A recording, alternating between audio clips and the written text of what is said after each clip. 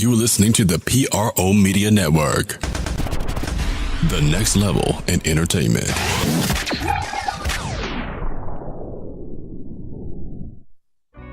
Here he goes. Throwing it down! How about a poster? Anthony Davis is on fire!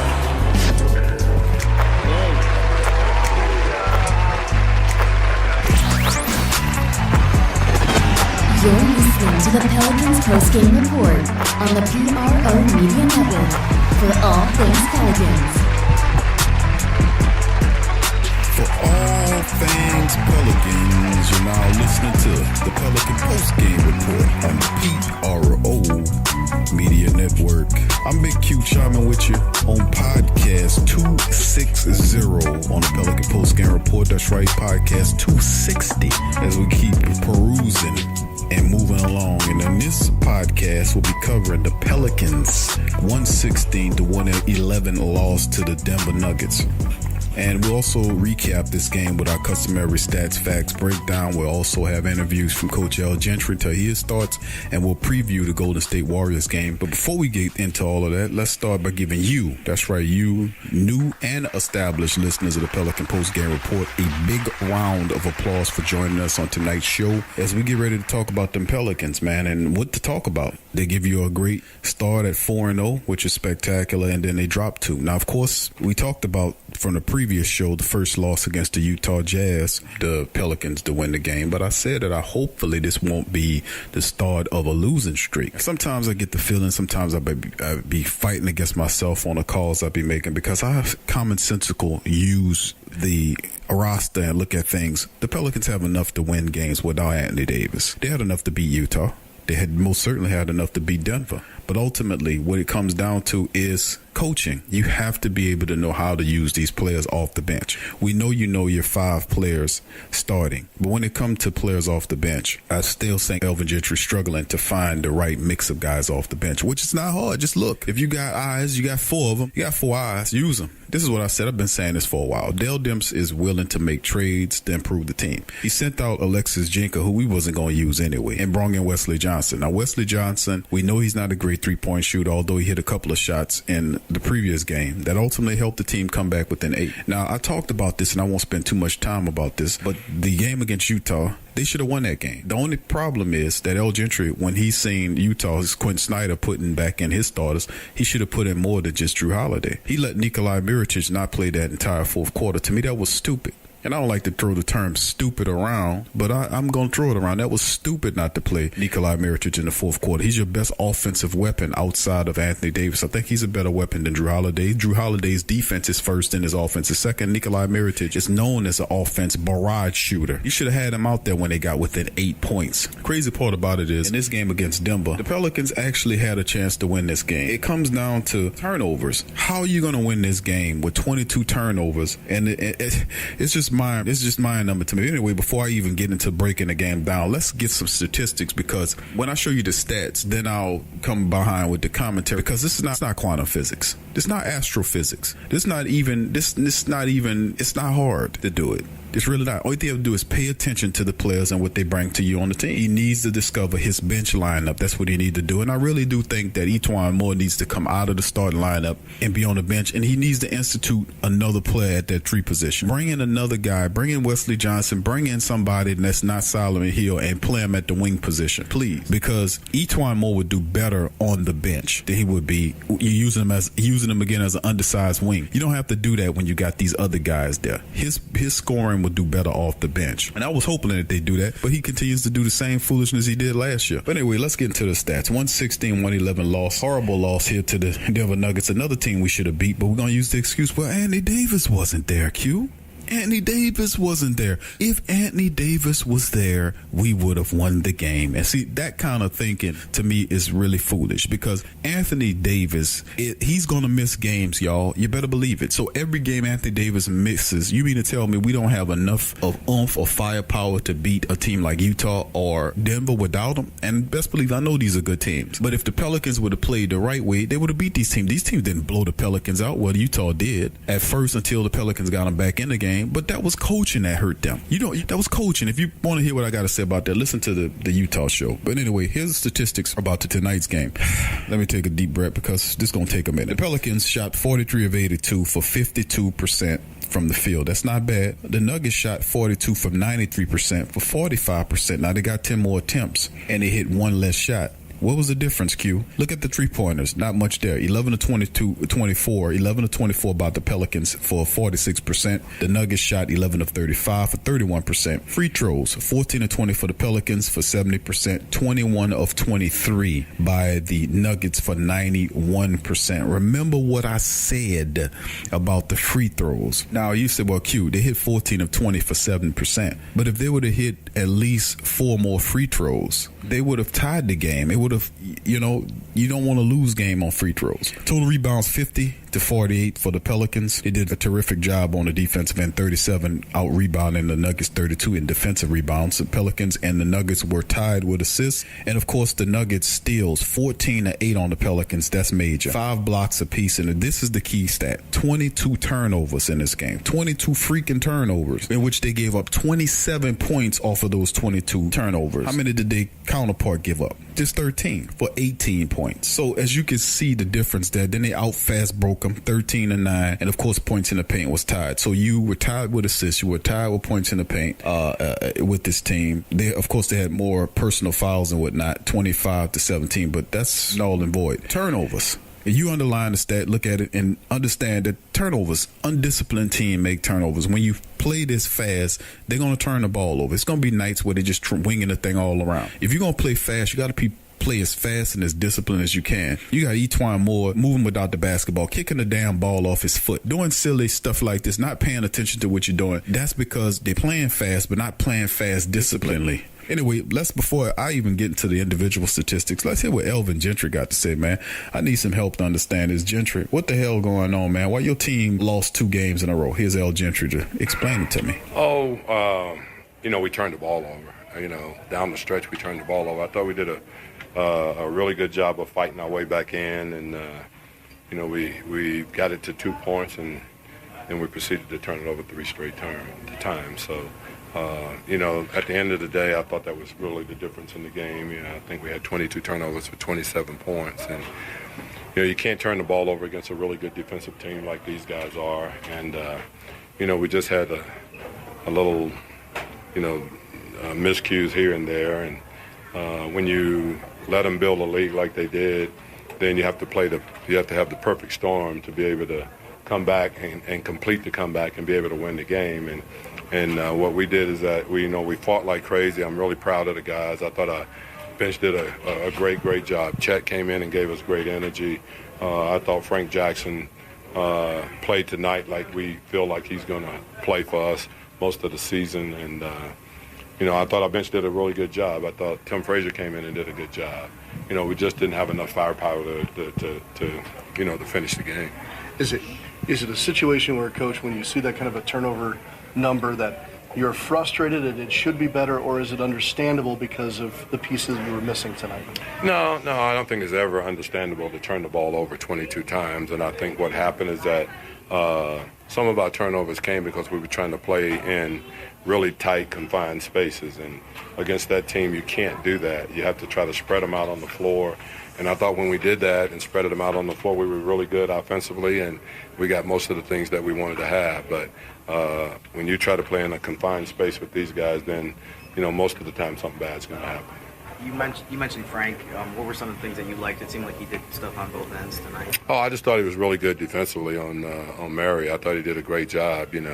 He got off to a great start, and then I thought that Frank played him as well as you're going to play him, the rest of the game. I thought he did a great job on him. I thought he played with a lot of confidence, and that's what I like also. I thought he played with a lot of confidence and took the ball to the basket a couple of times. So, he's a rookie. He's going to have good nights, bad nights, but we have to get him out there and give him minutes so that consistent minutes, I think, is going to make him have consistent play. What was Julius Randle's impact off the bench tonight? I thought he did a really good job. I thought Joel did a good job starting the game. He gave us those minutes that we needed so that we could kind of keep our rotation the way that we wanted to keep it.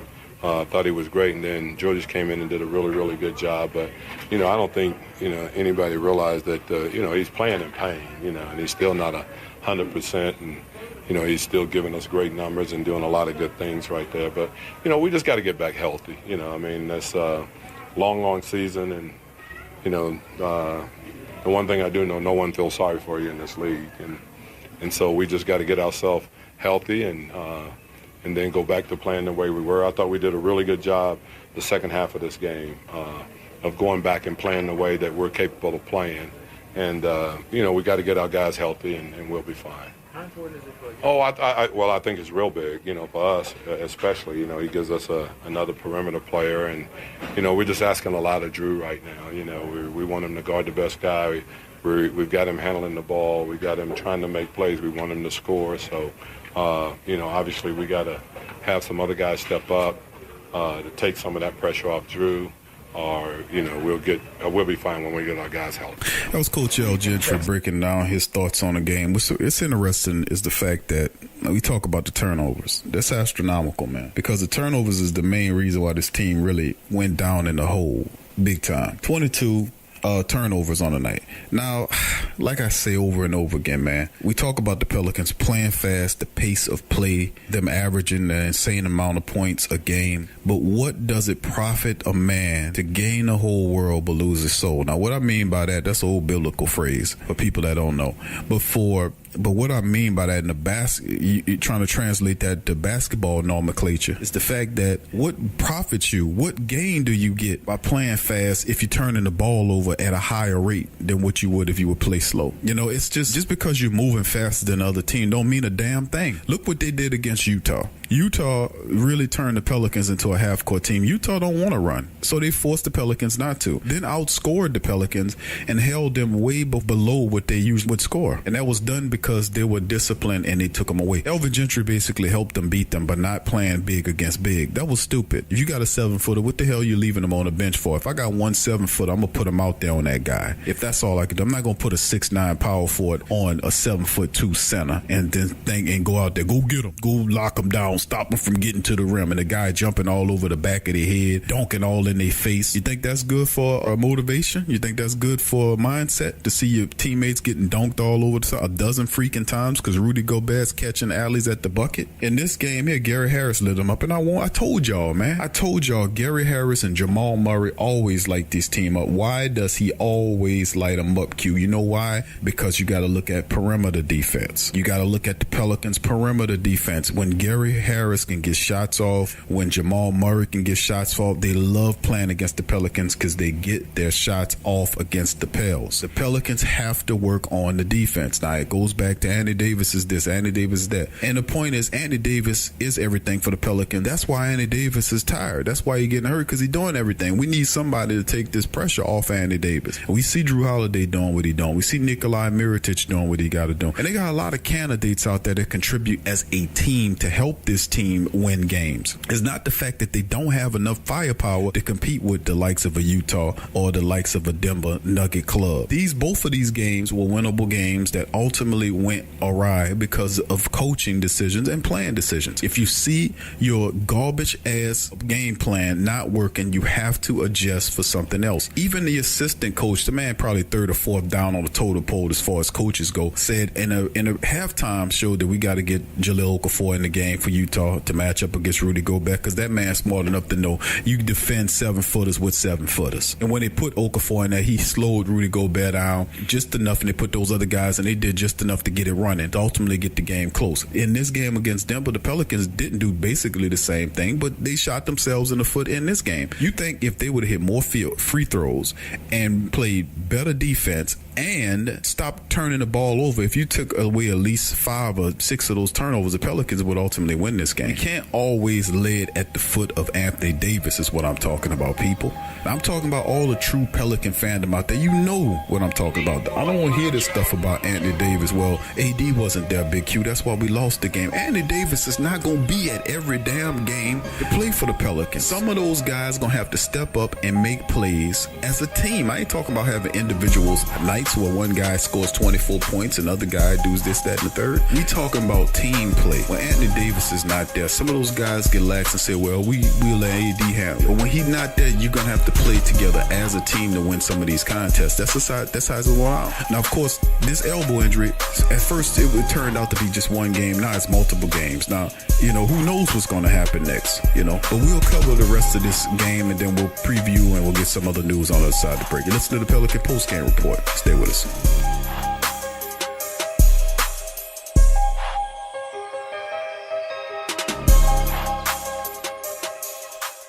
Forget ESPN or Fox.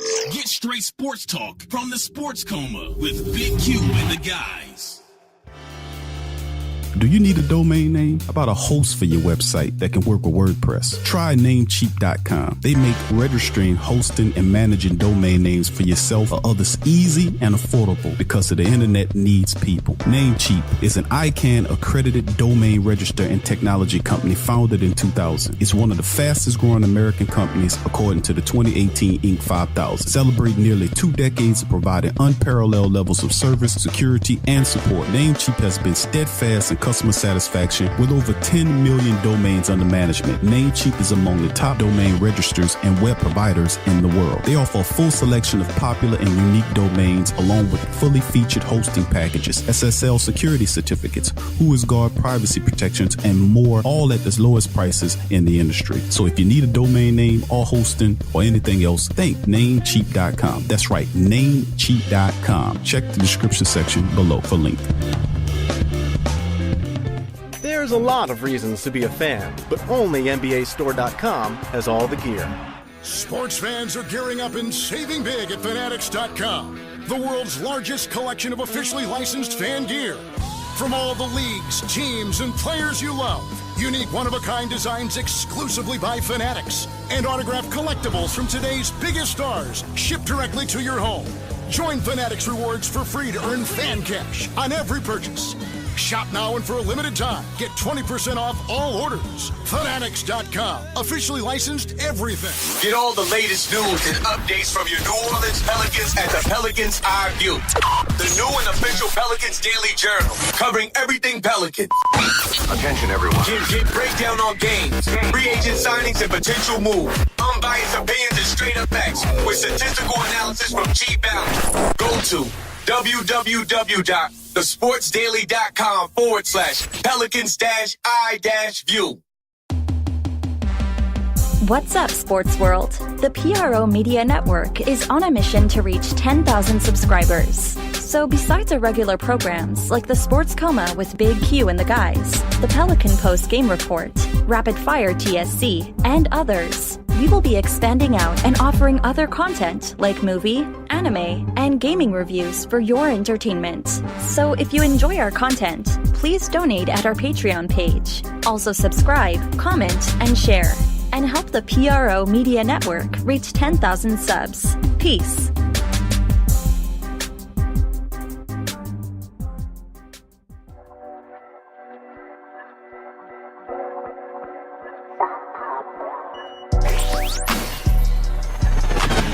You're listening to the Pelicans post-game report on the PRO Media Network for all things Pelicans. For all things Pelicans, you're now listening to the Pelican post-game report on the PRO Media Network. Now, this hot off the wire from Mark Spears. He's reporting that Coach Gentry says that they will determine after shoot-around tomorrow if forward Anthony Davis, who suffered from a sprained elbow, will play against the Warriors. So at first they sold us the idea, okay, it's just a sprained elbow, he'll miss a game. Then it was 2 games. Now they have to wait for shoot-around. So this injury is a lot more serious than initially given to us, because at first it was like, okay, just a sprained elbow. They popped it up on us before the game started. It was like right before the game that it happened. Now all of a sudden he's going to miss another game, or they got to wait to shoot around to see if he's ready. So I don't know, man. This is weird.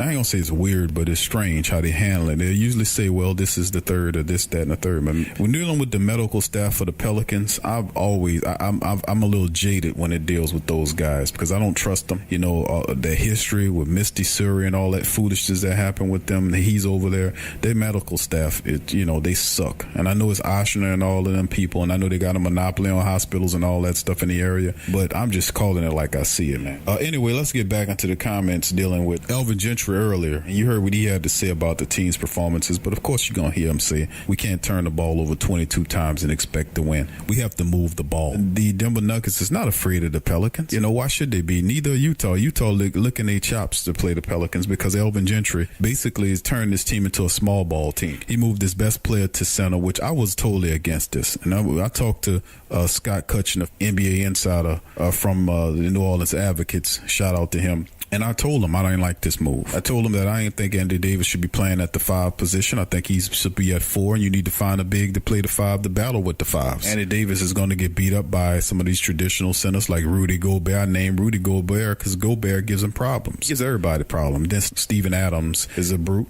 I was against AD playing in the most physical position of all of them, which is the 5. Didn't like it. But ultimately, Elvin Gentry believes in playing small ball. He wants to play small ball, and he wants to run like the old school Lakers is, and I just don't think that's healthy at times. You got a 7-footer like Jahlil Okafor. You ain't bring him in to sit down on the goddamn bench and play 15 minutes of the game. You know, you have to be able to know how to mix these matchups. Sheik Diallo is getting times because Sheik Diallo's forcing his way into the lineup. So is Frank Jackson. Frank Jackson, Sheik Diallo, those are energy guys. When both of those guys are on the court, they make things happen. So they should be two of the first guys off the bench. You have to decide on which your 5 is going to be off that bench, what your top bench guys are going to be. You know, and stick with them so they can build some type of camaraderie. You got these guys playing together and they making mistakes because they're not used to playing together. Elvin Gentry's got to establish his top 5 guys off the bench, bottom line. Anyway, let's look at some of the statistics in this game. Nikolai Mirotic finished the game with 17 points. Of course, he wasn't the leader. Why they keep playing Solomon Hill? Maybe it's because they feel like, hey, we don't want to waste the money. Let's play Solomon Hill. That's the only reason I can see why you would say, okay, let's play Solomon Hill. It's because we don't want to waste the $12 million because he give you good defense, but he sucks on the offensive end. He only turned in 4 points on 1 of 5 shooting, 0 of 2 3-point land. And this one in 20 minutes for Solomon Hill. And, of course, Nikolai Mirotic, 17 points, 10 rebounds in 38 minutes. Off the bench, Julius Randle played 27 minutes, 8 of 13 from the field. He had 8 rebounds, 6 assists, and 24 points for him to lead all scores for the PELS. And, of course, Sheik Diallo, 14 minutes of play for Sheik Diallo. He turned in 8 points, 5 rebounds on 3 or 4 shooting in 14 minutes. When he makes it, you got to give it up to Sheik Diallo, man. First of all, the guy was buried on the bench. Only one person was ahead of him on the bench, underneath him in the bench, and that was Kenrick Williams at the end of the bench. I mean, Sheik Diallo continues to play his way back into the rotation, and shame on El Gentry if he don't play this man more. You know, maybe we need to get Gentry some bigger glasses or something, because you got to understand, man, these young guys, you got to let them play so they can develop. And of course, Frazier played. He only had 5 points and 2 of 2 shooting for 20 minutes in the game. So, and of course, we know about Elvin Gentry not playing, and Wesley Johnson for whatever reason didn't play in this game. We could have definitely used his defense. On the other end, the top scorers for the Denver Nuggets, 18 points for Paul Millsap. The top scorers was 23 for both Jamal Murray and Gary Harris. 23 both. Once again, lit them up. I told you, those guys light the Pelicans up because of that perimeter defense, man. They just do not respect the Pelicans' perimeter defense, and we do realize that you don't have Anthony Davis to protect the paint, and of course one of your best point guards in defense, Elfrid Payton, is not there. So let's not forget Elfrid Payton's ankle and Anthony Davis's elbow. Both of those guys are out. Now let's move away from that depressing matter and let's look at the next game that the Pelicans got coming up against Golden State Warriors. Now, of course, the Warriors are a team that Klay Thompson just exploded for 14 3-pointers. Correct me if I'm wrong. Some ridiculousness like that. And then you get this team and you're talking about rebounding against a team like this. I'm hoping that the Pelicans don't win 4 and then lose 4. It don't be that kind of swing, but they saying Anthony Davis is going to play. But even if Anthony Davis does play, it's always a tough battle when you have to compete with the Golden State Warriors, especially early in the season. And the schedule makers like messing with us, man. You know that they like messing with us. They put the Golden State Warriors there.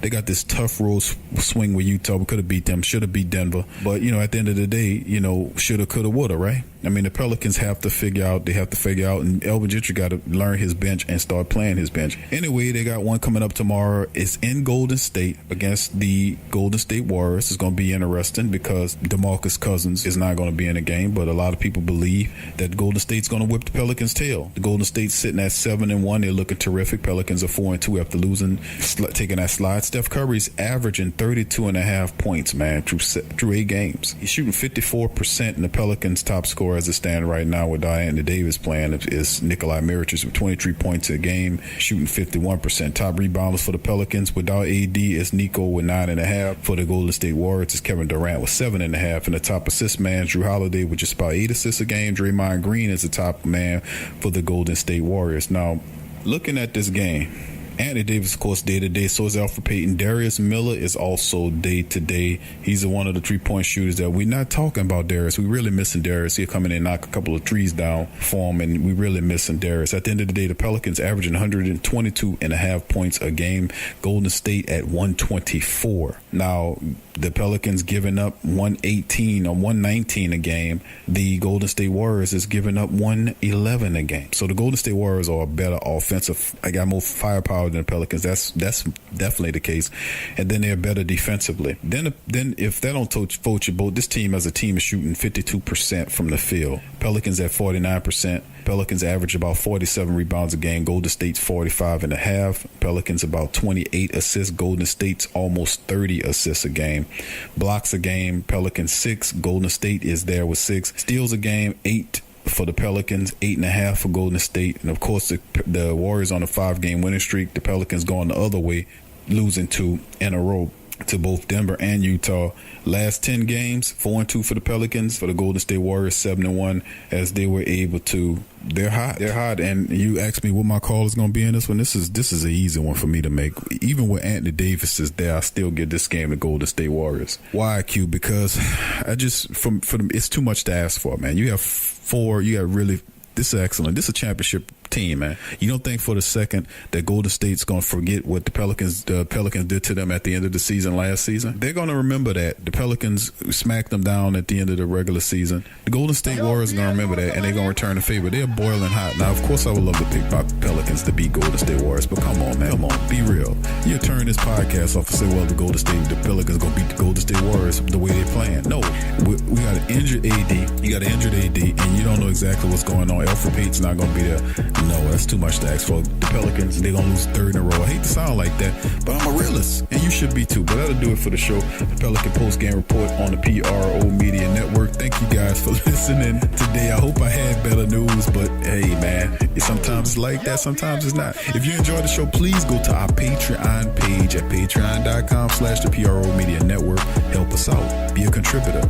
Also, you can go to our social media pages. Those links for the Patreon page and the social media pages are in the description section below. And another way you can help the show is by going and support our sponsors. Go buy something from one of the sponsors, the commercials you hear. Those sponsor links in the description section below. And from me and the crew here at the Pelican Post Game Report, thank you for listening. Peace.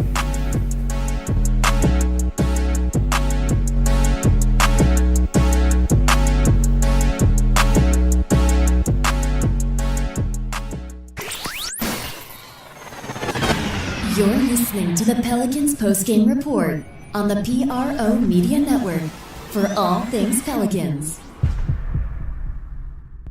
Tea is your escape. It's your opportunity to create a moment for stillness, for reflection, for yourself. It's your connection to a world of senses, flavors both exotic and familiar, energizing and relaxing. It's your retreat from an increasingly turbulent world. It's the perfect paradox of simplicity and complexity. Teabox.com connects tea to people, uniting the richest flavors of the finest teas with the curious, the cultivated, and the adventurous all over the world. The freshest tea you've ever tasted, from crop to cup. There's simply no simpler way to experience the wonderful complexity of tea. Teabox, packing up the freshness. Tea thrives on freshness, and so do they. T-Box temperature and humidity control facility ensure that tea is maintained. The teas themselves go into oblique bags with aluminum layers that protect them from excess moisture and light. With T-Box, shopping for fresh, loose leaf tea is easy because you make an informed purchase. You know exactly where your tea is coming from. So for the freshest teas in the world, check out tbox.com. That's right, tbox.com. Check the link in the description section below. What's up, sports world? It's Big Q talking at you from the PRO Media Network, letting you know that we're attempting to make things a lot simpler on our listeners and viewers of our mini podcast. So as a result, we're leasing down a lot of our shows to have their own channels for your convenience. Starting soon, shows like Ring King Box, LSU's Tough Tiger Talk, the Pelican Postgame Report will all have their own individual YouTube channels. So thank you for working with us during this process. Thank you for subscribing. Thank you for sharing. Thank you for commenting. Thank you for everything. Thank you for your donations and support for our platform as we continue to improve moving forward. Peace.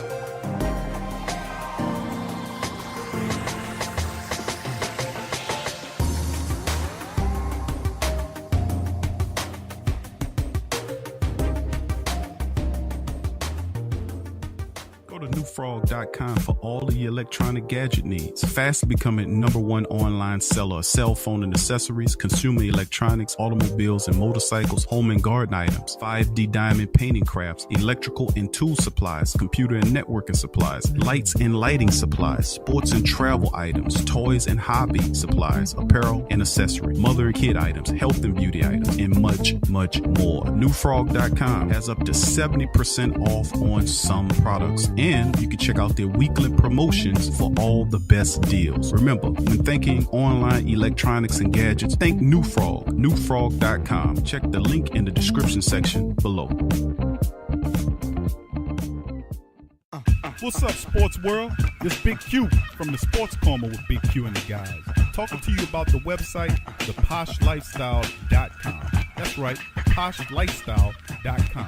A great website where you can get great products at great prices. They sell organic herbs, vitamins, supplements, water filters for your home, EMF and cell phone radiation protection, healing magnetics and healing crystals, personal protection devices like cell phones, stun guns, and mace sprays, organic deodorants, shampoos, soaps, toothpaste, and more. They also sell 10A grade Brazilian hair. 10A music is available now. All kind of the latest downloadable mixtapes. So what are you waiting for? Head on over to theposhlifestyle.com. That's the Posh Lifestyle, life spelled with a Y, LYFE style.com. Put in the Sports Coma for the 10% discount on your purchase. It's a win-win. So get your mind and body right with the Posh Lifestyle. There's a reason he's always Employee of the Month. And why no shirt and no shoes is no problem. There's a lot of reasons to be a fan, but only NBAstore.com has all the gear.